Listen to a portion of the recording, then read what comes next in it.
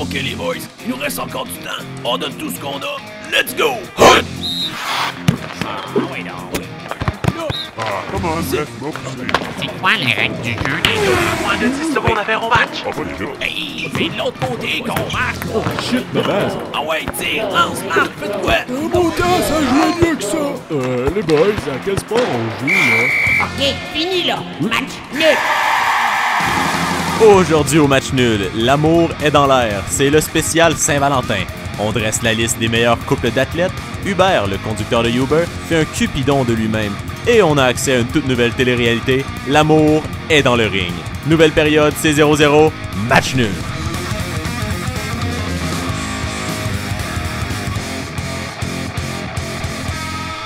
Salut à tous, bienvenue au match nul. Moi, c'est Benjamin Veilleux et je suis avec mes collègues, mes chers collègues, Francis Coury. Bonsoir, mon cher. Bonsoir, Francis, ça va bien? Ça va bien, toi? Yes. Et Guillaume Poliquin. Oui, il y a de l'amour dans l'air. Il y a de hein, l'amour c'est- dans l'air. Il y a de l'amour dans l'air. Vous êtes beaux à soir, les boys. Vous sentez merci, bon. Merci, c'est très gentil de ta part. Toi aussi, Francis. Merci. Toi Je me aussi. suis peigné. Tu t'es peigné? Ouais, C'est rare que tu... ouais, je sais. C'est pour plate que- J'en ai l'occasion. profité. Ben Ouais, oui, l'occasion. c'est ça. l'occasion. Ouais. Occasion très spéciale qui est la Saint-Valentin, messieurs. Ouais. Ben oui, Mais- semaine de la Saint-Valentin. Mais petite question comme ça. Oui. Ouais. Pourquoi parler de la Saint-Valentin dans le monde du sport? Ben là, Quand on a un podcast sportif. Ben écoute, c'est une bonne question, mais écoute, il y a des couples dans le sport, puis il y a de l'amour dans le sport. Hein. C'est très amical, des fois même, c'est ça. Alors, 2 coups de poing, ouais. Ouais, c'est ça. C'est ça. C'est tout ça, hein? C'est, on te voit par toutes les émotions dans le monde Ouais, du ouais, sport. ouais. L'amour, la haine, ou ça. Aujourd'hui, on se penche sur l'amour. Demain, au prochain épisode, peut-être, Ah, ça sera le peut-être. dégoût. On verra. Qui sait? Qui sait? Y a-t-il une fête pour le dégoût? On pourrait fêter ça avec un podcast spécial. Bref, toi, Francis, as-tu quelque chose à dire sur la Saint-Valentin? moi, depuis tantôt, je me retiens de dire plein de choses, mais ça serait pas drôle et ça serait pas poli pour les gens qui nous écoutent. Ah, Mais je veux dire quand même que je trouve ça bien qu'on soit réunis les trois parce Oui. que qui dit fête de l'amour dit aussi amitié. ben oui. On- Pour ceux qui sont seuls, hein, c'est aussi la fête de l'amitié. Ah, boy, ça, c'est cute pour passer à la galerie de presse. je pense. Ouais, tu penses? Bon, ben, débutons, messieurs, hein, avec la fameuse. Ici, Louis, j'entends pas, toujours à l'écoute de la deuxième station des sourds, la plus écoutée chez les sourds. Hein. Alors, désolé d'interrompre votre programme, mais comme c'est la Saint-Valentin, il me devait être présent pour vous, oui. Puisque, ayant acquis un doctorat d'amour grâce à des cours en ligne et d'animer une radio sportive pour les sourds, cela fait de moi la personne la mieux placée pour répondre à vos problèmes d'amour, quoi. On me surnommait d'ailleurs, lorsque je travaillais au salon de quilles de Saint-Césaire, Dr Love. Donc, inquiétez-vous pas, je suis un professionnel, sauf si cela concerne votre amour-propre. Là, je peux pas faire grand-chose à part dire de vous laver, hein. Mais blague à part. Nous avons reçu plusieurs lettres et on commence avec celle du directeur général des Canadiens de Montréal, Marc Bergevin, qui va comme suit. À toi, beau grand joueur de 4e trio, en cette journée de Saint-Valentin, mais surtout en cette période de course aux séries, sache que tu as déjà touché mon cœur. Même si tu n'es pas le plus rapide, même si tu ne donnes pas dans la vitesse, je sais qu'on formera un match parfait. Comme une belle pièce de viande, tu ajouteras de la chair sur les os de mon 4e trio. Si tu acceptes mon amour, tu dois te savoir qu'il faudra apprendre à partager. Un couple ouvert avec T-Claude, tu devras accepter. Et c'est signé Marc Bergevin. Donc voilà, Marc Bergevin. En premier lieu, il faut que tu saches que si tu préfères quelqu'un de physique ou quelqu'un de jeune et rapide ou encore quelqu'un de peu plus âgé ayant de l'expérience, c'est mieux que tu saches avant de faire ta première rencontre. Mais sache toutefois que ce n'est pas dans ce genre de relation que tu vas bâtir une équipe solide. Mais si tu veux une petite vite, ça va faire la job. Hein? Alors, achons-nous maintenant tout de suite avec notre deuxième lettre qui va comme suit. Cher Dr Love, ça fait maintenant un bon moment que je suis seul. J'ai passé à travers une période très difficile et j'ai dû travailler sur moi. Je suis maintenant prêt pour une nouvelle relation, mais malgré mes efforts, je ne réussis pas à séduire les formations. Je suis pourtant pas encore trop vieux, mais j'ai beaucoup à offrir. Même si les places sont prises dans les formations, mes amis me répètent toujours qu'un pion, ça se tasse. Pourtant, Ryan Tannehill et Blake Bortles passent encore devant moi dans le cœur des formations. Que dois-je faire? Et c'est signé Colin Kaepernick.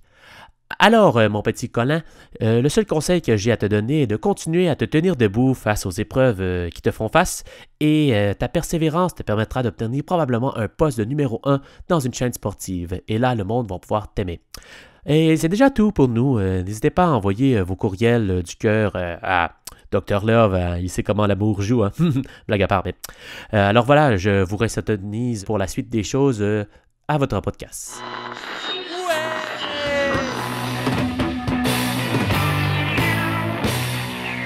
Donc, la semaine de l'amour, par excellence, dans l'année. J'ai hâte de voir ton sujet. T'as hâte de voir comment je vais l'amener. Hein? Oui, ça fait oui. déjà 2 semaines que le Super Bowl est fini. Et qui dit amour dit évidemment amoureux de sport. Donc, les Montréalais, je pense qu'on peut dire qu'on est amoureux de nos équipes sportives. En effet. Et ce qu'on oublie souvent... Qu'est-ce qu'il y a, Guillaume? Je pensais aux Alouettes, mais continue. Regarde. Il y a des gens qui les aiment, les Alouettes. Il y a des gens qui les aiment. Et donc, on oublie souvent à Montréal qu'on est déjà passé proche d'avoir une équipe sportive de plus à aimer. Une équipe de sport professionnel. Et je parle d'une équipe de la NFL à Montréal. Non. Non, ça c'est du passé. Ça a eu lieu, ça a marché pendant un bout. Mais non. Mais on aurait pu avoir le rêve de plusieurs fans de football, en fait. C'est qu'on ait une équipe de la NFL. Donc, Ça serait plaisant. ça serait pas pire quand même. Puis c'est déjà passé proche. Mais ça fait 40 ans de ça. En 79, à l'époque de Jean Drapeau, le super maire, il y a eu, attention, une opération séduction. Et oui, par Jean Drapeau auprès des dirigeants de la NFL pour amener une des équipes à Montréal. Parce qu'à cette époque-là, la NFL avait comme idée d'avoir une expansion. Et Montréal faisait partie des villes favorites. Il y avait le 13e Super Bowl entre Pittsburgh et Dallas à ce moment-là, en 79. Ouais, c'était le 13e. Un petit bout de ça. Ouais. Fait que Jean Drapeau avait envoyé son genre de bras droit qui s'appelle Jerry Snyder. Jerry Snyder, pour vous donner une idée, c'est le gars qui était... le propriétaire des expos. c'est lui qui a piloté l'arrivée des expos à Montréal. C'est lui qui a piloté aussi en partie les Jeux olympiques de 76. Donc, c'est le bras droit de Jean Drapeau, mais visiblement, c'est un fan de sport puis c'est un amateur qui croit à la capacité de Montréal de tenir des événements d'envergure internationale. Donc, il l'a envoyé, lui, au Super Bowl en 79 pour aller négocier ça, puis pour aller démontrer l'intérêt de Montréal, puis voir un peu c'est quoi les opportunités. Puis à ce moment-là, on avait une renommée internationale comme ville. On était sur une lancée. Parce que maintenant, on l'a plus. Mais je parle au niveau sportif, là, je pense que maintenant, c'est un peu différent des grandes années où est-ce qu'on avait l'Expo 67, les Olympiques, on l'a dit, etc. Ouais, ça, on était dans le vibe, là. Voilà. Puis là, il faut se rappeler aussi que la NFL, de son côté, venait d'ajouter une équipe à Seattle, une équipe à Tampa Bay. Donc, c'était le bon moment. Il y avait 2 propriétaires dans la NFL, Art Rooney des Steelers de Pittsburgh et Lamar Hunt des Chiefs de Kansas City, qui étaient très favorables à l'arrivée d'une équipe à Montréal, qui aimait le Québec. Il y en a même un des 2 qui allait régulièrement en pèlerinage à la basilique Sainte-Anne-de-Beaupré à Québec. Donc lui, là, pour de vrai, le Québec, ça lui faisait pas peur. Il nous aimait. il voyait positivement une équipe de football à Montréal. Donc, les discussions ont commencé comme ça, durant un Super Bowl. Puis quelques années plus tard, en 82, Jerry Snyder retourne avec une délégation voir les dirigeants, mais il amène avec lui pas n'importe qui. Notre Pierre Hood national, chers amis, qui était à l'époque directeur à la station CKC, donc directeur sportif pour CKC, pour essayer de convaincre les dirigeants là, que ça serait viable. Bon, finalement, ça n'a pas eu lieu. Okay? On avait beau dire oui, on aimerait ça, blablabla, ça n'a pas marché. Pourquoi? D'après vous, qu'est-ce qui ferait intuitivement que ça ne marcherait pas déjà à cette époque-là? Pas assez d'argent. On est dans les années 80. La raison. L'argent, ben, il venait de faire venir les Jeux olympiques, même s'il n'y avait pas d'argent. Il venait le stade? Ouais, le stade. Et voilà. voilà. Premier point que les gens soulèvent, c'est sûr que c'est pas des raisons officielles, là, mais on évoque ça. Ouais. C'est évidemment la capacité du stade olympique. Ok, parce que ça arrêtait là. Ça arrêtait au stade olympique. D'ailleurs, l'équipe, il y avait déjà un nom pour cette équipe de la NFL là à Montréal, c'était les Olympiques. C'est original, hein? Très original. Je suis pas sûr, j'aurais aimé ça. Les Olympiques, les expos, on garde du vécu, nous autres. Des choses qui existent déjà. On n'invente pas de nom. Fait que je pense ça, dans 2-3 ans, les reflux d'égout. C'est ça. Les Flushgate de Montréal. Oh là là. Cette ville que nous aimons. Mais, fait que c'est ça. Donc, c'est sûr que le stade olympique a déçu les attentes de plusieurs personnes. Mais c'était pas juste ça. On disait que certains dirigeants américains avaient peur du climat politique au Québec à l'époque. On est dans les années 80, donc le Parti québécois est encore au pouvoir. Il vient d'avoir un premier référendum. La Révolution tranquille s'est terminée. Donc, ça bouge, tout ça, mais ça inquiète un peu le côté investisseur plus conservateur de certains dirigeants du football. Puis c'est pas juste ça. La NFL... C'est se mettre dans un nouveau pays, hein? C'est un gros problème. Ben voilà. Ben, déjà, tu sais... Juste à côté. Eux autres, il y avait d'autres chats à fouetter. Tu sais, dans ces années-là, finalement, ils n'ont pas pu faire une deuxième expansion tout de suite parce qu'il y a eu plusieurs transferts d'équipes. Les Raiders qui ont déménagé, les Colts qui ont déménagé aussi.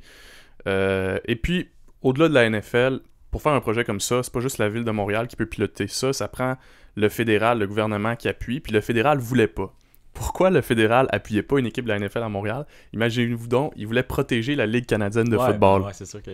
Fait que le gouvernement canadien disait, ben là, voyons donc, ça n'a pas d'allure, qu'est-ce qui va se passer avec la LCF, tu sais? Et voilà. Finalement, il se passe pas plus grand-chose avec la Ben, LCF. c'est ça. Mais bon. qu'est-ce qui est drôle, je sais pas si tu vas en parler, mais la LCF, elle, a fait expansion aux États-Unis. Je savais pas ça. Elle a fait expansion aux j'ai pas vu ça. États-Unis, Je sais pas justement. pourquoi. Puis, ben, c'est justement comme ça que les Alouettes sont venus à Montréal. Ils avaient fait expansion aux États-Unis. Ok. Puis, ben, je n'ai pas fait de mes recherches, là, mais. Puis, alors, je pense qu'en 95, ils ont décidé de tout se retirer des États-Unis. Puis, on a hérité de l'équipe de Baltimore. Puis, Ok. Puis c'est comme ça que les Alouettes sont revenus. Ouais. Ah ben. Parce qu'avant, il avait parti. Je m'en rappelle plus pourquoi, là. Parce que c'est ça. Non, mais c'est ben. ça bouge beaucoup. Puis ça, c'est. Dans les années 90, ils ont essayé de pousser encore. Puis la seule chose qui a marché, c'est qu'il y a eu une nouvelle ligue de football américain, mais une ligue internationale. Fait qu'on avait notre équipe à Montréal, mais c'était pas c'était pas dans la NFL, c'était avec des équipes en Europe puis sur d'autres continents qui n'a pas duré longtemps.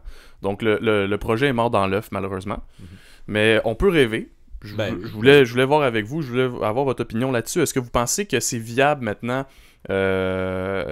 une telle équipe à Montréal, une équipe dans la NFL? Mettons, là, on dit les Alouettes, là, c'est un club-école de la NFL, ok? On n'est pas pour la mort de la Ligue canadienne de football, mais est-ce que vous pensez qu'on a le fanbase? Moi, au côté des investisseurs, je m'inquiète pas. Je pense qu'il y en a qui pourraient être intéressés. Ouais. Mais c'est cher, la NFL. Ben, Ouais, mais ça c'est rapporte. c'est 2 fois Mais plus ça- cher que le baseball. Ben, ça rapporte parce qu'ils remplissent Ouais. des stades de 80 000 personnes aussi. Là, ici, on pourrait jamais faire ça. Là. Pas, Ouais, c'est vrai. C'est ça, Mais c'est ouais. plus ça, hein, c'est le fanbase là, qui est toujours la question, que ce soit pour Ben, le baseball, il y a pour ça. un gros fanbase de football américain. Je pense que le problème, comme je pense que c'est vraiment au niveau d'argent, parce que la plus grosse équipe, je pense que c'est les Cowboys, c'est 4 milliards là, que ça vaut. Là. Et là là. C'est pas donné. Là. Parce que pour avoir des fans, il y a des fans, mais je sais pas Ça. si. Parce qu'ils pourraient pas faire un stade aussi gros qu'aux États-Unis, ça attire. C'est une Ben, grosse t'sais, business. t'sais, on c'est a ça. déjà utilisé le stade olympique, c'est juste tu le revigores pour qu'il soit. Les Alouettes jouaient au stade pendant longtemps. Oui, mais là, récemment, le seul problème en ce moment qu'ils ont, c'est juste qu'il est pas. Il est vraiment pas up-to-date. Là. C'est ça.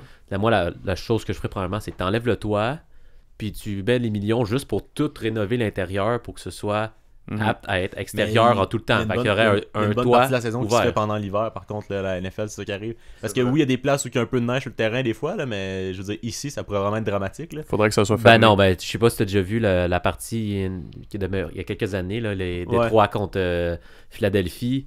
Ils Ouais, jouaient mais- dans facilement 2 pieds de neige. Ben oui, là. mais c'est parce Ouais, que il y ça a des pourrait. villes au Il nord, y aurait là. peut-être une game comme ça à chaque année. Là. Tu sais, ça, c'est une exception. Là. Ouais, mais les Packers, Mais, ils jouent. ouais. Les Packers, C'est ça. ils ont aucun toit, là. Genre, Ouais. c'est vraiment un bol, eux, là. Ben, c'est ça que je pense. Puis je me dis, il y en a des petits stades aussi aux États-Unis. Là. C'est pas tous des immenses. Non, non, c'est ça va, vraiment il y en a des- c'est du 60 000 et plus. Minimum. Les petits stades Ouais. ont Ah, à peu près ça. Si c'est les Wow. petits stades, mais les Chargers jouent en ce moment dans le stade de soccer je pense des Chivas ou du LAFC, un des Ok. deux, là. Je Mm. m'en rappelle plus trop. Non, pas du Galaxy, pas là. de Chivas. Mais en tout cas, bref, Ouais. ouais. Ils jouent dans un stade de soccer. Ça, c'est le plus petit qu'ils ont à genre 30 000 à peu près. Mais ça, c'est parce qu'ils attendent la construction du gros complexe à Los Angeles, sont en train de construire. Puis ils vont être dans le même stade que les Rams. Ok. Un peu comme à New York, les Giants puis les Jets. Ouais. Ouais. Je comprends. Bon, ben, Fait que ça veut ça- dire que Percival Molson, c'est pas assez. C'est ça que tu me dis. Ben, C'est des cacahuètes comparées Ben, à- c'est gros, c'est à peu près gros. C'est quoi, il est 25, Percival? Je sais pas. Il est 20-25 à peu près. Là. C'est Ouais, pas mais beaucoup, semble là. c'est autour de ça. Mais est-ce que ça pourrait être viable un stade de 25 000 personnes pour une équipe de la NFL? Moi, je pense pas. Là. Non.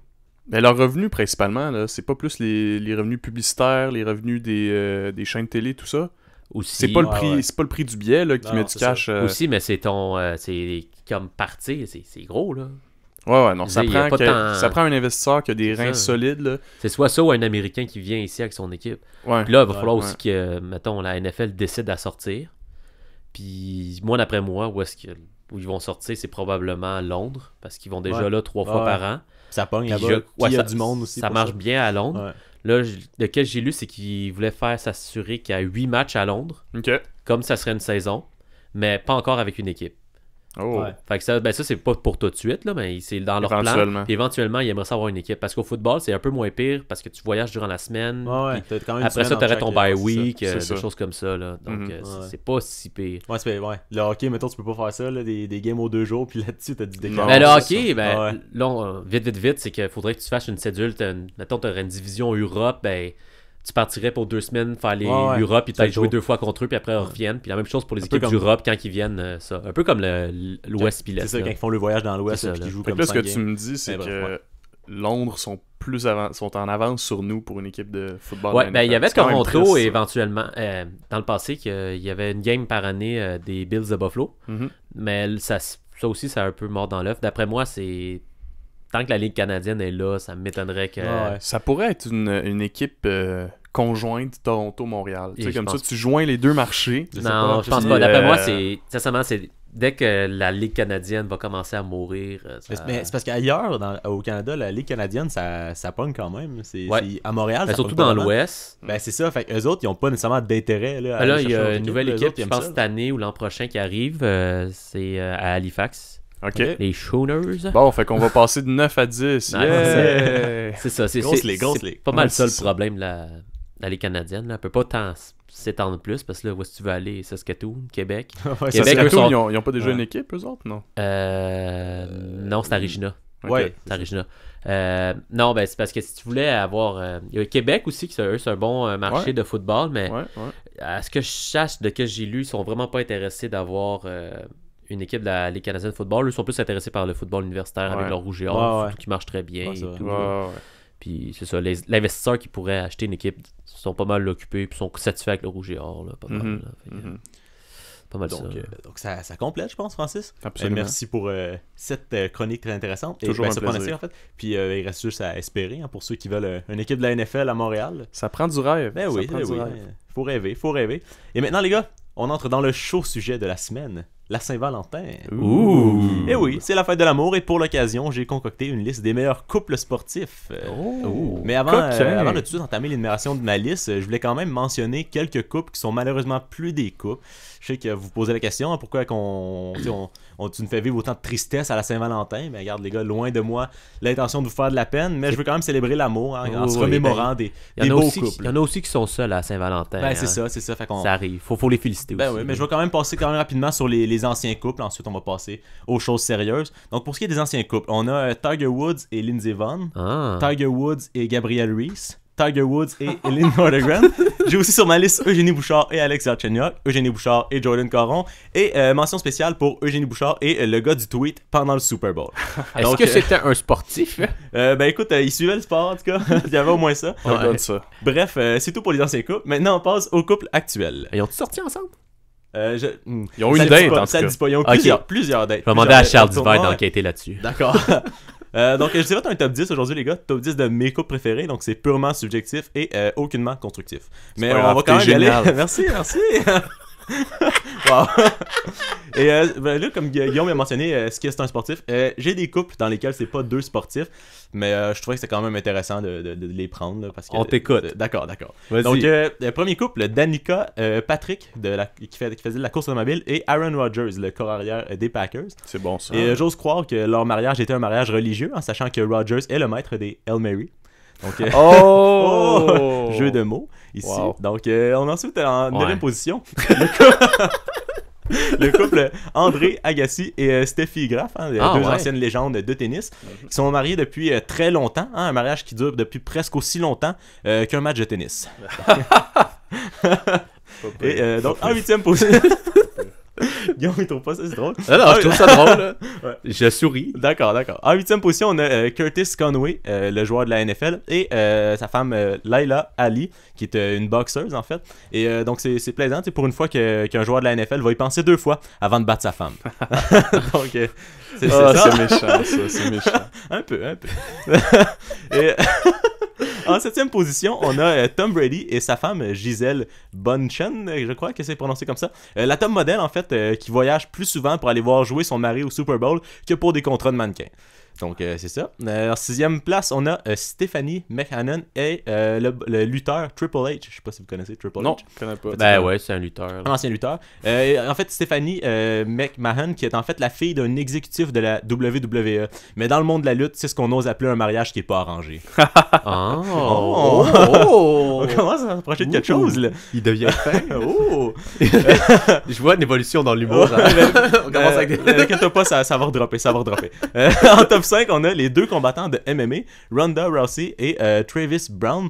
Et je voudrais pas être présent quand ces deux-là se chicanent. Ça doit avoir l'air d'une espèce de Monsieur Malone Smith, là. Je sais pas si vous avez vu la scène de bagarre. Ouais. Et eux aussi doivent finir ça dans un lit, mais peut-être un lit d'hôpital. Hein. Ça reste que c'est pas un film quand même.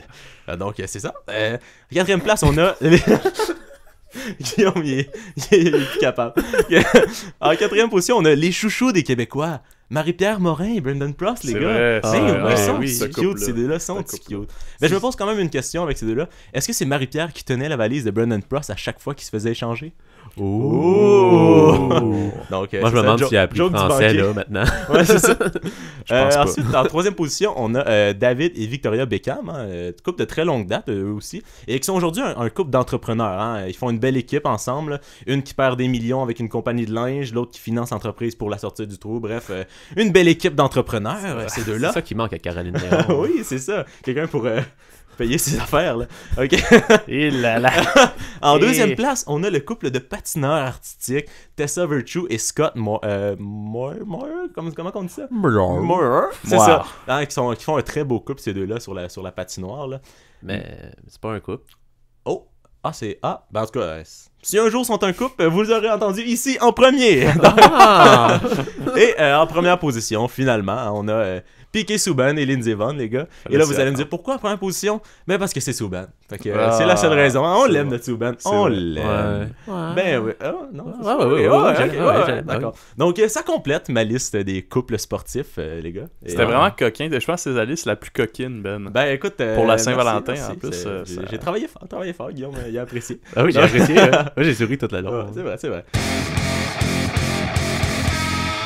Donc c'est maintenant l'heure de la trappe, le jeu dans lequel 2 d'entre nous doivent résumer et expliquer un sport méconnu. Toutefois, seulement un d'entre nous dit la vérité. Et le 3e membre de l'équipe doit trouver qui est le menteur. Aujourd'hui, c'est toi, Francis, qui dois trouver qui est le menteur entre moi et Guillaume. Je suis très excité. Alors, donc, je vais... prends face. Tu prends face? D'accord. Ouais. Donc, je prends pile. On fait un pile-face, savoir qui commence. Voilà, donc pour les auditeurs, je flippe le coin. Oups. C'est face, donc face, Guillaume, tu commences. Parfait. Alors, le sport qu'on te présente, c'est le Bo Taoshi. Le Bo Taoshi. Le Bo Taoshi. Alors, je prépare le chronomètre. Vous avez 2 minutes pour me donner votre description. Parfait. C'est parti, là? Oui. Alors, le Bo Taoshi, je sais pas si tu es un peu courant de ça, mais c'est d'origine japonaise. D'accord? C'est un sport qui était utilisé pour entraîner les soldats. D'accord? Mm-hmm. Parce que, tu sais, dans l'armée, là, Mm-hmm. tu sais c'est quoi, là? Ouais. Ça, ben, OK. Maintenant, en gros, il faisait ça pour entraîner les soldats. OK. Le jeu était très simple. Ça était souvent joué dans des cours d'école, là, des cours d'école militaire de cadets. Mm-hmm. Et le déroulement, c'est pas tant compliqué. Tu as 2 équipes de 150 joueurs qui s'affrontent. OK. Tu as 75 joueurs en attaque et 75 joueurs, dis-je bien, en défense. OK. Ils sont habillés en blanc, ceux-là. Parfait. D'accord? Faut savoir. C'est bon, en blanc.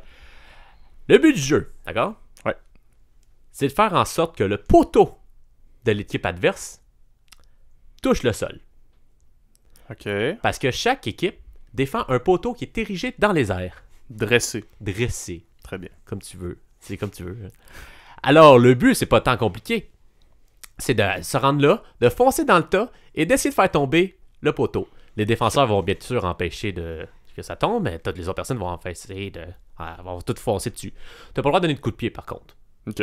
Donc, C'est pas une d'utilisation des pieds, sauf pour courir. Exactement. Là, tous les moyens sont bons. Il n'y a pas tant de règles non plus. C'est juste, faut juste que tu fasses tomber le poteau le plus bas possible. Excellent. Et dans le temps, on disait que c'était plutôt un angle de 45 degrés que tu pouvais pencher, mais là, c'est plus rendu feuilleté dans des... On fait plus ce sport-là dans des fêtes d'école japonaise, là. Donc... OK. Non, mais c'est comme ça, là. C'est le même, là. C'est bon. C'est pas moi qui l'invente, là. OK, parfait. Mais non, c'est je comprends. Ça a de l'allure. Ça me semble réaliste. Pour donner une idée, le poteau, il mesure entre 10 et 16 pieds. Ça arrive souvent qu'ils montent dessus, puis il y en a un qui est en haut, qui essaie de contrebalancer le poids, des choses comme ça, faire tomber, ou de pas faire tomber. Là. Puis c'est ça. Donc, les deux équipes jouent en même temps pour faire tomber leurs poteaux respectifs. Excellent. Ben, ça a bien de l'allure. Je vais devoir me préparer pour la prochaine définition. D'accord. Donc, c'est moi qui donne la prochaine. Et en fait, tu me dis quand que je peux commencer. Tu peux y aller, mon cher. Donc, Botaoshi, hein, comme...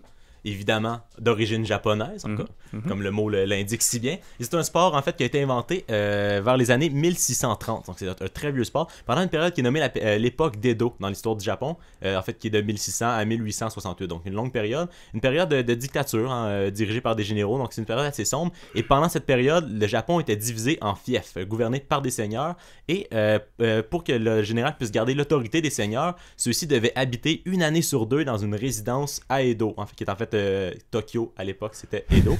Donc ils devaient résider dans cette résidence-là. Et donc ils ont commencé. En fait, c'est plein d'hommes qui habitaient ensemble pendant 1 an. Et ils commençaient à s'ennuyer. Hein. On sait qu'il n'y a pas grand-chose à faire quand dans tout le monde ensemble comme ça. Fait qu'ils ont décidé de commencer à faire des jeux pour se divertir. Et là, qu'est-ce qu'on fait? Hein? Plein d'hommes ensemble qui s'ennuient. De la bagarre! Donc, en fait, c'est ça. C'est ainsi qu'est né le Botaoshi, en fait, qui est un sport d'art martial qui est basé sur les coups de pied. Donc, en fait, le but étant de mettre les 2 genoux de ton adversaire au sol. Donc, ça ressemble juste à une espèce de concours de jambettes. Donc, jusque-là, rien de révolutionnaire. Mais ce qui est vraiment intéressant avec ce sport-là, c'est que ça se jouait en continu. C'est-à-dire, quand tu gagnais, tu restais sur le terrain. Et quand je veux dire, quand tu gagnais, tu restais sur le terrain chez quelqu'un de bas, c'est que c'est vraiment ça. En continu, ça peut durer 3 jours. Okay? Si personne vient t'enlever la place, tu restes 3 jours sur le terrain. Puis le but, c'est de compter lui qui reste le plus longtemps sur ce terrain-là. En fait, ça se joue sur une espèce de terrain rond, sur le gazon. Et donc, la personne reste là. Puis quand quelqu'un qui veut essayer de le tasser, qui se sent prêt, il va dans le terrain, il y a une petite bagarre, il y a quelqu'un qui est déjà resté plus de 8 jours en fait dans cette donc, man, yes man. Oui. Mais il faisait pas le travail, il avait le droit de rester là parce que c'était lui qui était comme le roi du terrain. Le roi de la montagne. C'est ça, c'est en plein ça, mais qui restait pendant, il dormait là, plutôt quelqu'un qui était prêt à y aller, il y allait. Et le sport en fait qui nécessite comme peu de moyens, qui peut servir d'entraînement, donc qui s'est propagé, qui fut beaucoup pratiqué par les soldats dans l'histoire. Et aujourd'hui ce sport se joue dans des fêtes comme le Nouvel An où il y a une version estivale qui se joue. Terminé, oui, mon ça s'achève. Version estivale qui se joue dans la neige. Et comment ça se passe, c'est qu'au début des festivals, on commence une partie qui se joue en continu pendant toutes les festivités. Et aujourd'hui, le sport est joué de façon plus amicale et moins violente. Merci Benjamin, je note quand même que tu as dépassé ton temps. Oui, j'ai dépassé mon temps. Alors, tu as le droit à une question pour chacun. Quand tu as les vraies affaires de l'histoire, c'est plus long. C'est sûr, c'est sûr que la vérité est toujours plus longue. Ben, c'est ça. Je vais ressortir mes notes juste pour être sûr. Ouais, tu fais bien. Donc, la première question est pour toi, justement, Guillaume. Oui. Tu dis que c'est un sport qui s'est développé dans des cours d'école. Ouais. Et comment ça s'est devenu populaire dans l'armée si c'était dans un cours d'école? Ben, l'Académie des forces japonaises d'autodéfense, mon ami. Tu me disais pas les cadets tantôt? Ben, c'est ça, mais c'est des cadets d'armée. Ok. Je trouve que c'est...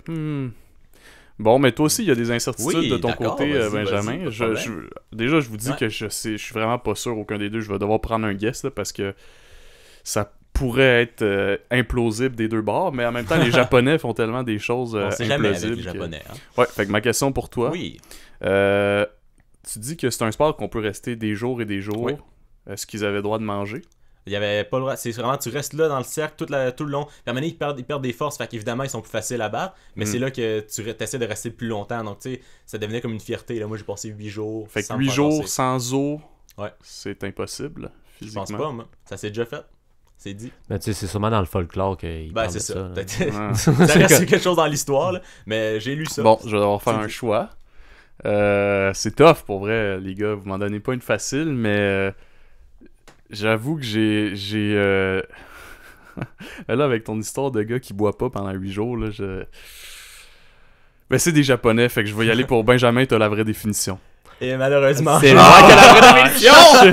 Donc c'est Guillaume qui avait la vraie définition du sport, donc le Botaoshi, qui est en fait un sport qui joue à 75 contre 75. Ah ouais, c'est les poteaux. T'as souvent déjà vu ça sur YouTube, faire tomber le poteau par terre. Plein de Japonais qui oui, tombent c'est dessus. vrai mais je trouvais qu'il y avait des failles au niveau, je sais pas si c'était voulu, là, mais il y avait toujours des moments dans vos deux définitions où vous sembliez vouloir m'indiquer genre « Oh, c'est flou, c'est louche. Hein? » That's the game. Tu es tombé dans la trappe. Encore une fois. À date, c'est 0 en 2. Personne n'a réussi à deviner le vrai sport.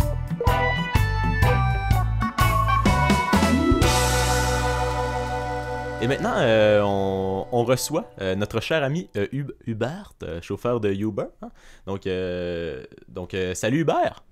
Oh, Benjamin! Ben, donc, bonjour. Désolé, j'étais en retard dans le studio. Il n'y a mais... pas de problème, il n'y a pas de problème. On est Me toujours voilà. content de t'accueillir. Ben mon oui, cher ami. moi aussi. Surtout aujourd'hui, c'est la Saint-Valentin. Ben oui, c'est la fête de l'amour, hein, mon cher Hubert. Ben oui, Ben puis oui. tu sais que moi je suis une personne altruiste, hein, tu sais que Ben je oui, peux pas ben oui, passer ben oui. quelque part sans vouloir faire le bonheur, semer Je la comprends, joie. je comprends.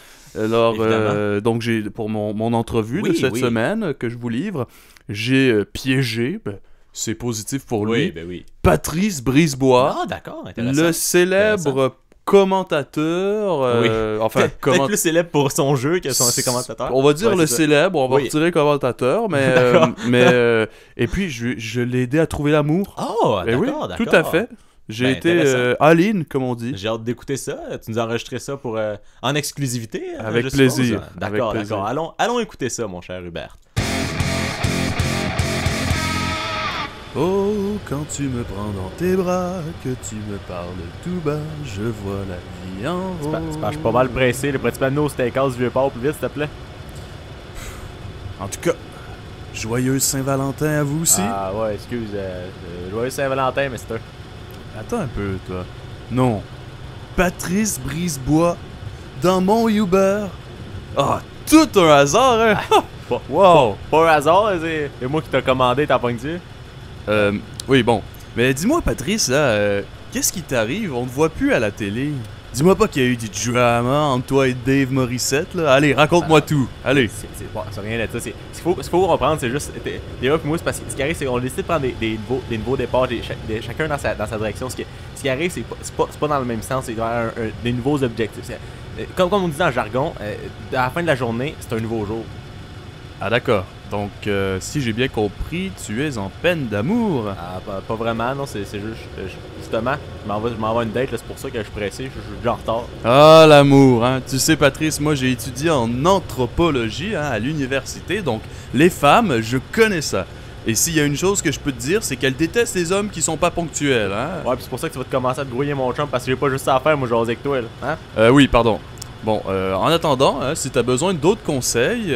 Ah, je crois pas, non. Bon, écoute, par exemple, elle fait quoi dans la vie, ta Chiquita? Vétérinaire.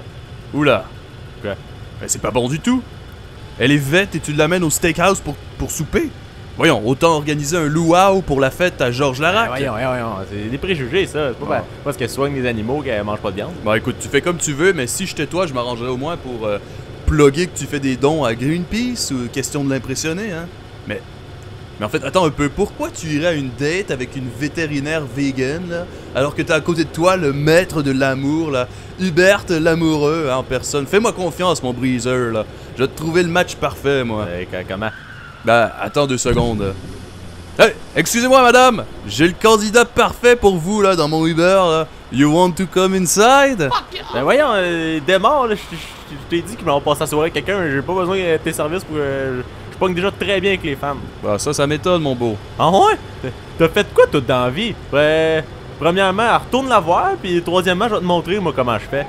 Écoute, j'ai déjà fait tout le travail pour toi, mais allons-y, hein. Ah, t'es vraiment pas la graine d'un chauffeur Uber, toi. Wow, quel cupidon, ce Hubert. Et maintenant, Francis, je crois que t'as une chronique pour nous. Ben oui, parce que, évidemment, qui dit amour dit sport de combat. Ben hein? oui, ben on fait Ben, le calcul, là, c'est 1+1. Voilà. Ouais, Puis, voilà. justement, dans le monde de la MMA et du UFC, il y a beaucoup de gens qui s'aiment et qui se, Oui. qui se donnent beaucoup d'attention et de signes d'amour. En fait, je veux vous parler du UFC. Parce que pour moi, là, en ce moment, j'ai l'impression, les gars, que les arts martiaux mix, c'est devenu un peu la drogue du peuple. Et je vais m'expliquer et vous direz ce que vous en pensez. Pourquoi je parle de ça maintenant? C'est parce que c'est sorti dans l'actualité récemment. Comme quoi, d'ailleurs, on parle d'amour encore une fois, un athlète que les Québécois ont beaucoup aimé, Georges Saint-Pierre, veut revenir dans l'octogone et recommencer à combattre dans le UFC, mais... Pour arrêter de partir, ça serait un bon plan. Mais ça serait... Effectivement, Guillaume, t'as des pistes pour lui. mais pour revenir, lui, ce qu'il a dit, c'est qu'il voudrait un combat, pas contre n'importe qui. Pour lui, c'est soit Conor McGregor qui doit revenir dans l'octogone contre lui, ou celui qui avait battu McGregor, donc Khabib, et là ajouter son nom russe. Par la suite, on le dit différemment, mais... on va l'appeler Khabib, Khabib pour la prononciation plus exotique. Donc, GSP veut ces deux combattants-là, soit McGregor, soit Khabib. On se rappelle ce qui s'est passé quand ces deux-là se sont affrontés, puis Khabib est ressorti vainqueur. Il y a eu littéralement un cercle. Okay? C'était le UFC 229. L'objectif du UFC, c'est de trouver le combattant ultime. Donc vous allez me dire, c'est sûr que les gars, c'est des guerriers, ils sont prêts à tout. Mais vous trouvez pas un peu que ça rappelle une autre époque? Le combattant ultime. Moi, ça me fait penser au gladiateur. Ouais, c'est ça, ça faisait penser à Wipeout, mais... Bon, t'as pas la même notion de combattant ultime que nous. J'avoue que Wipeout, c'est des athlètes incroyables, mais je dirais pas que c'est des combattants. Là, tes références, Guillaume, je sais pas si on peut aller là. Mais c'est Fort Boyard. Non, mais c'est vrai, les boys, c'est comme des gladiateurs. Ils sont enfermés dans une espèce de c'est un octogone, mais dans le temps. C'est comme une cage, exactement, tu sais. Et ils n'ont pas le choix de s'affronter, puis il y en a un des deux seulement qui sort de là en ayant, si possible, mis son adversaire à terre. Et puis le peuple s'amuse avec ça. Puis c'est correct, je suis pas contre les sports de combat, c'est des sports qui sont très nobles, c'est des vraies disciplines qui prennent beaucoup de technique. Mais je trouve que le UFC, avec son côté spectacle, puis on a vu ce que ça a donné au 229, s'en va de plus en plus vers ça, tu sais. Il y a des gens qui disent que c'est même pas un vrai sport, d'ailleurs. Il y a beaucoup de fans de boxe. Juste au 229, on peut faire un petit résumé de ce qui s'est passé, peut-être pour s'il y en a qui n'ont pas regardé le combat. Tout à fait. En fait, c'est ça. Après le combat, il y a eu une espèce de mêlée qui a éclaté entre les équipes des deux combattants. Là, c'est ça Tout à fait. Tu peux y aller. Ring, puis, c'est ça, il était sorti du ring pour aller s'en prendre à quelqu'un de l'équipe de McGregor. Finalement, la mêlée... sur le ring, il y a des gens qui ont embarqué, puis ça s'est comme battu un peu. C'est ça. Ça s'est chamaillé dans l'octogone entre des deux équipes des combattants. Tu l'as bien résumé. En fait, Khabib a déjà gagné. C'était ça qui était spécial à ce moment-là. Puis suite à une insulte ou whatever, il est retourné pour commencer à se battre avec des membres de l'équipe de McGregor. Bref, c'était littéralement un cirque. Tu fais bien de rappeler un peu ce qui s'est passé. C'est pour ça, c'est à cause des trucs comme ça qu'il y a beaucoup d'athlètes dans d'autres sports de combat qui disent que le UFC, c'est pas un vrai sport, puis que c'est des voyous, en fait, ces gens-là.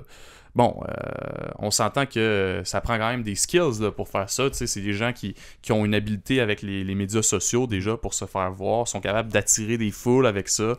Tu es en train de dire que ça a besoin d'habileté sportive de médias sociaux pour faire partie du UFC. Ah oui. Donc, les médias sociaux, c'est du sport? Twitter, c'est du sport. Okay. Tu vois où est-ce que je retiens cette information pour pouvoir l'utiliser ultérieurement contre toi. Mais McGregor réussit à quand même attirer beaucoup de foules avec ces affaires-là. C'est ça. Ouais. Bref, puis, tu sais, à quel point que ça nous ramène un peu à la comparaison que je faisais. Vladimir Poutine, toi, il est embarqué là-dedans. Toi, après le combat, il a félicité son champion russe. Mais, tu sais, Vladimir Poutine, on peut dire un peu, si on revient à la comparaison des gladiateurs, un combattant, un empereur. Hein? Il dit, bon, ben bravo, t'as bien fait de te battre, mais, tu sais, t'aurais pas dû aller l'insulter après, tu sais. Puis, il s'est permis de rajouter, mais au moins, t'as démontré qu'on niaise pas avec les Russes. Hein? Ce bon vieux Vladimir. Comme l'empereur qui, pour gracier ou au contraire achever un gladiateur, levait son pouce en l'air ou à l'envers. Donc, c'est du pain et des jeux, en fait. Et c'est ça que je trouve dommage, parce que les sports de combat, ça prend des qualités athlétiques incroyables, mais le UFC axe beaucoup plus sur un côté spectaculaire, triste, en fait. Et donc voilà, pourquoi c'est si populaire? Parce qu'on a encore besoin d'un défouloir comme ça, tu sais. On paye là, pour aller voir ça, pour aller le voir à la télé. Ça coûte cher écouter ça à la télé. Là. Comme 70$. Ouais, c'est pour ça que le e-sport devient de plus en plus populaire. Ouais, t'as raison. Ça aussi, ça vide le méchant, le e-sport. C'est pas faux. T'sais. Faut qu'on vide le trop-plein de mauvais qu'on a dans nous. T'sais. Dans le temps, c'était plus simple. Maintenant, tout est édulcoré. On est rendu soft, les boys. Là. Mais c'est pour ça que les arbitres prennent le temps aussi de faire des mauvaises décisions. Fait que c'est pour ça, faut pas oublier. C'est pour nous aider à mieux digérer et se défouler. C'est pour nous aussi. C'est pour notre santé. Ils font ça pour nous. Non, ils pensent à nous quand ils font ça. C'est ça. On se mate, les arbitres.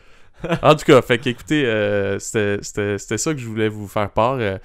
J'aimerais qu'on aille moins de sport spectacle, plus de sport comme nos athlètes sont capables d'en donner, des capacités athlétiques incroyables, pas besoin de tout le flafla puis de toutes les niaiseries comme ce qu'on a vu. Genre le curling, là, c'est un vrai sport, tu vois, c'est des gens qui se concentrent sur l'essentiel, c'est-à-dire le balai et la roche. Et voilà. On dit une pierre, mais c'est correct. Ah, désolé. J'en apprends tous les jours en faisant ce podcast-là. Soyez patients avec moi, nos amis auditeurs. Donc, merci Francis pour cette chronique. Et là, parlant d'événements spectacles, on va aller voir en primeur une nouvelle télé-réalité qui permet à des combattants de trouver l'amour. Voici L'amour est dans le ring. L'amour est dans le ring. Bonjour et bienvenue à L'amour est dans le ring, l'émission qui permet aux athlètes de sport de combat de trouver l'amour. Cette semaine, on reçoit Sophie. Salut, moi c'est Sophie, j'ai 27 ans, je fais du kickboxing. Moi je suis drôle et j'aime la vie. Ce que je recherche chez un gars, c'est qu'il soit drôle et attentionné, puis qu'il ait un six-pack. Ce que j'aime des athlètes de sport de combat, c'est qu'ils ont souvent des six-packs. Salut Sophie. Aujourd'hui, ma belle, on a cherché selon tes critères, puis on t'a trouvé 3 beaux combattants avec qui tu vas aller faire plein d'activités. Cool! Alors Sophie se dirige pour rencontrer son premier concurrent, le beau et exotique Antonio. Salut, je suis Antonio, je suis un lutteur. Antonio, je l'ai trouvé genre vraiment beau, mais genre il était pas si attentionné que ça. Tiens, magnifique Sophie, je t'ai apporté des fleurs. Et j'ai pensé qu'on pourrait aller se balader sur le bord de l'eau. Ouais, c'est vraiment trop une bonne idée. Genre, le bord de l'eau, c'était vraiment pas une bonne idée. Genre, c'était vraiment humide, puis mes cheveux ont commencé à friser. Et c'est-tu lui que j'ai 2 autres dates après? Je pense que ça a vraiment cliqué entre moi et Sophie. Que de surprises pour notre belle Sophie. Elle se dirige maintenant pour rencontrer son deuxième concurrent, le beau Daniel. Salut, moi c'est Daniel, je fais du karaté. Je trouve ça cool que Daniel ait décidé de porter son kimono à notre date parce que je pouvais voir son six-pack. Aujourd'hui, j'ai décidé de sortir de ma zone de confort, fait qu'on est allé sauter en parachute pour montrer à Sophie que je suis capable de sortir de ma zone de confort. J'ai trouvé ça vraiment nice que Daniel sorte de sa zone de confort. Let's go Daniel, t'es capable! Non, oublie ça, je veux plus sauter! Finalement, j'ai pas été capable de sauter. Ouais, on n'a pas sauté, mais la vue dans l'avion était genre vraiment belle. Sophie s'apprête maintenant à rencontrer le dernier mais non le moindre des concurrents, le grand et mystérieux Steve. Salut, ben, moi c'est Steve Thunder Caron, puis je suis boxeur. On dit Thunder parce que, tu sais, je viens aussi vite que l'éclair. T'as catch? Thunder, il est genre vraiment beau. Puis en plus, son activité était vraiment originale, ça m'a sorti de mon quotidien. Fait que là, j'ai pensé qu'on pourrait aller manger des ribs puis prendre un drink de couleur dans une grosse chaîne de restaurants vraiment in, tu sais. Sophie était vraiment drôle puis intéressante. Fait que là, je dis à Kim où j'ai trouvé ma sacoche, puis genre, elle me croyait comme vraiment pas. Là, je dis, je te jure, Kim, puis elle était comme, non, c'est sûr que non. Et moi, j'ai dit, genre, ben oui, Kim, c'est sûr, c'est là que je l'ai pris. Elle était comme, ben non. Je trouve ça cool parce que Thunder, il y a vraiment des opinions sur plein de choses. Tu sais, mais le réchauffement climatique, genre, c'est sûr que c'est mauvais, mais genre, tu sais, on peut tout faire de quoi, là, quand on n'est pas capable, genre. J'ai vraiment eu un coup de foot pour Thunder. Genre, il a l'air tough, mais en dedans, je suis sûr qu'il est drôle et attentionné. Ouais, je me suis mis sur Thunder, mais au lieu de swipe à gauche puis à droite, moi, je donnais des gauches puis des droites, tu sais. J'ai pas tant pogné, hein. C'est maintenant l'instant de vérité. Sophie, lequel des 3 combattants choisis-tu d'amener dans le ring avec toi? Genre, c'était vraiment une nice journée, puis je l'apprécie comme full tous les 3, mais j'ai choisi Thunder. Yes sir, ben, on se passe un Instagram de couple pour mettre des photos de nous sur le gym, genre, tu sais. Oh my god, mesdames et messieurs, on a un match!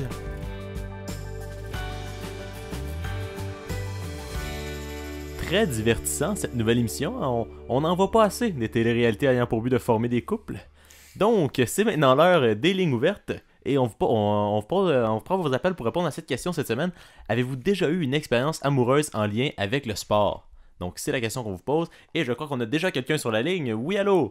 Oui, allô? Bonjour, ça va bien? Ça va très bien, jeune homme. Oui, votre nom? Mon nom, c'est Jean Gérard. Non, ben... J'ai 95 ans. Oh, j'ai enchanté Jean Gérard. C'est le fun d'avoir quelqu'un d'expérience comme ça qui nous appelle. Voilà un jeune homme qui sait parler à ses ennemis. Et on n'en voit plus beaucoup de nos jours. Vous savez, moi j'ai fait mon collège classique. J'ai vécu la belle époque, celle que tu ne connaîtras jamais, non, jeune voyou. Jamais, non. Et puis je dois dire que j'ai une belle expérience dans ma jeunesse. Oui. J'avais 11 ans à l'époque, je m'en rappelle, si c'était en 1921. C'est intéressant. Avez-vous une réponse pour la question, Jean-Gérard? Je suis en train de te parler, voyou, je vais te la donner. Laisse-moi finir, à mon âge, on n'est pas aussi vif. Oui, continuez, Alors, à 11 ans, j'étais au Parc Schultz à Saint-Jérôme. J'écoutais un match de balle, je me rappelle, les Lions affrontaient le Concorde de Mirabel. Et je l'ai vu. Elle vendait des hot dogs, des roteux. Ah, elles sont si belles, les vendeuses de hot dogs, hein? Je me rappelle que je l'ai vu, ses yeux, c'était comme 2 chiens chauds, magnifiques. Je lui ai acheté un steamé bien chaud et nous avons dégusté cela ensemble devant le match de balle. Toute une histoire, mon Jean-Gérard. Vous m'avez ému. Merci de m'avoir écouté. Ben écoutez, merci d'avoir appelé. On est content de votre appel. Vous viendrez visiter dans mon CHSLD un de ces 4. Peut-être, on sait jamais. D'accord. Au revoir. Donc, intéressante histoire de la part de notre ami Jean-Gérard. Et je crois qu'on a quelqu'un sur une autre ligne. Oui, allô, ça va bien? Oui, bonjour, ici Louis J'entends pas. J'ai tantôt hacké votre émission pour faire le courrier du cœur. C'était ça. Oui, c'était ça, justement. Okay. Et je me suis rendu compte que j'avais oublié un des derniers courriers du cœur. Alors, je vais le lire pour vous. C'est bon? Allez-y, ben oui. Alors, cher Dr. Love, je suis un animateur d'un podcast humoristique sportif et je cherche quelqu'un de sensible qui aime regarder des films romantiques. Voyez-vous, je pleure souvent et j'ai besoin d'une femme forte pour me soutenir et me consoler. Pouvez-vous m'aider? Et c'est signé le Génial Ben. Ok, non, je pense que c'est un erreur. Alors, je suppose que le Génial Ben est à l'écoute, alors je vais seulement lui proposer des choses comme ci. Il n'y a pas de honte à être sensible et exposer ses émotions. Donc, si jamais une femme vous aborde, pleurez devant elle. Ok, ben écoutez, merci.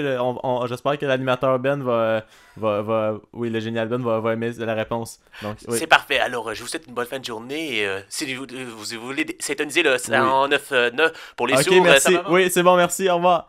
Donc, c'est intéressant appel. Je pense qu'on va être mieux d'arrêter ça. Ça va être tout pour cette semaine. Donc, merci d'avoir appelé.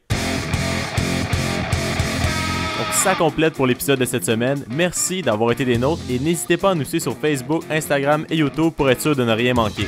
Si vous nous écoutez sur iTunes et Spotify, on vous invite à vous abonner aussi sur ces plateformes. Finalement, revenez-nous la semaine prochaine pour le prochain épisode du Match Nul.